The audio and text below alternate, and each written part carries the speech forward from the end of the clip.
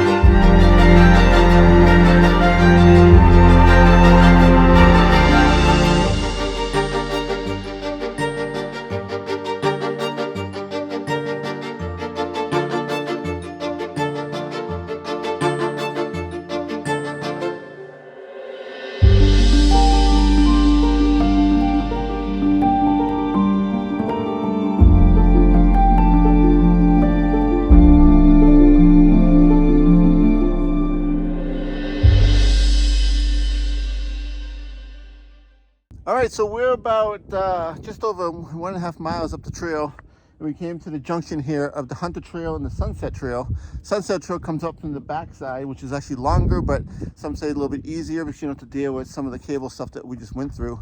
So, but on the other hand, you have to walk like across this whole desert. So we were thinking about maybe looping it back, but seeing how far the trail goes back into the middle of nowhere and probably even further back to the car, we're just gonna go back the way we came. So, but so far so cool. We're basically on the last push here to the top. So we got a few more cables. I don't know if it gets any harder or not, but so far, you know, no big deal. A lot of people wearing gloves. I'm not wearing gloves because I only brought one pair. And Marianne, Marianne, can we see? Yep, see. So yeah. So she has my gloves. So, but really, you can do it without them as long as you know, just go a little bit slower. But it's all good. Last push, and we'll be there.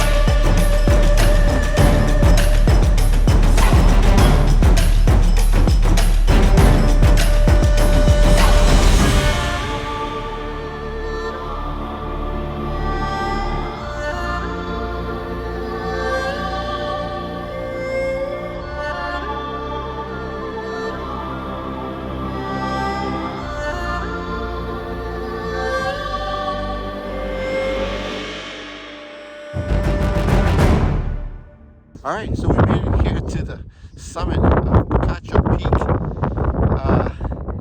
and man, it is beautiful up here. Very clear, a little bit windy. All these birds just flying around over here.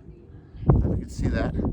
But yeah, beautiful 360 views up here. We're at, I think we're at 3,365 feet.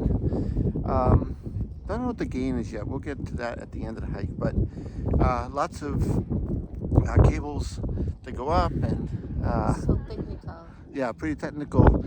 We were discussing that because on our last video, you know, on our channel, we did Angel's Landing, and we're pondering which one was actually harder. And this one seems to be a lot more technical, believe it or not. We didn't expect that, to be honest with you, because a lot of people talk about how dangerous Angel's Landing is and how it's rated as, you know, one of the top 5, like say, most dangerous, you know, public peaks to climb. But this one, I would say, is probably up there. You know, I mean, it's pretty technical and a lot of exposure, and yeah, so it is what it is. I mean, it seems like a lot of the people, the groups that were around us, made it up just fine and all that stuff. And frankly, I think it's going to be easier going down. I usually find myself thinking that it's easier going down these cables than coming up. But anyway, yeah, so we're here and it's perfect. The wind is really, like, it's just kind of coming and going, but it feels so good. And it's just clear and you can see for miles and miles. So we're gonna grab something to eat, take our photos, head back down the cables, and hopefully it won't be so busy because you know, it was busy at first, but it kind of thinned out as we came up as far as the people go. As you see, there's a bunch of people behind us. Oh, and the other thing is, we're thinking about hitting, there's another peak up here called the Ridgeline Peak. And you can see it right here, I'll show you. And it's just across the way here. And it's basically just going down off this main summit and it go down, back down to the saddle and just across and back up. So it's pretty close, so we figured since we're here, we're probably not gonna come back, might as well bag it too. So be 2 peaks in one day. So, ready for that one? Oh yeah. All right, we're gonna head over there now.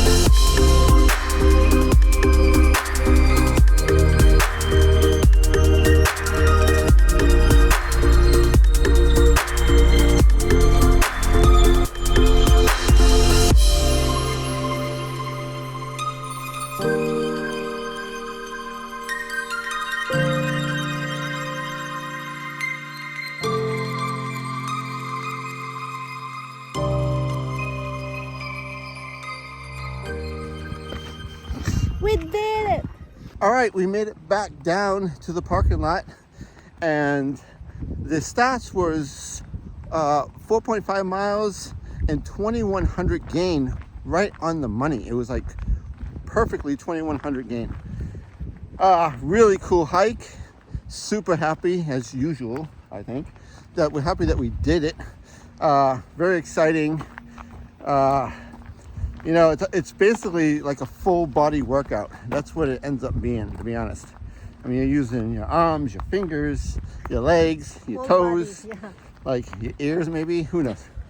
But anyway, yeah, no, so we're probably going to be a little sore. It doesn't really matter how in shape you are. I mean, unless you're doing this kind of stuff every single day, you know, you're going to Bicycle. probably feel it a little bit the next day somewhere.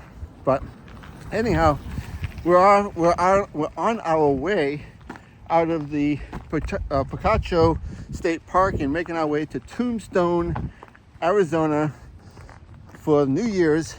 So happy New Year's to everyone out there. Thank you for watching, and we'll see you on the next hike.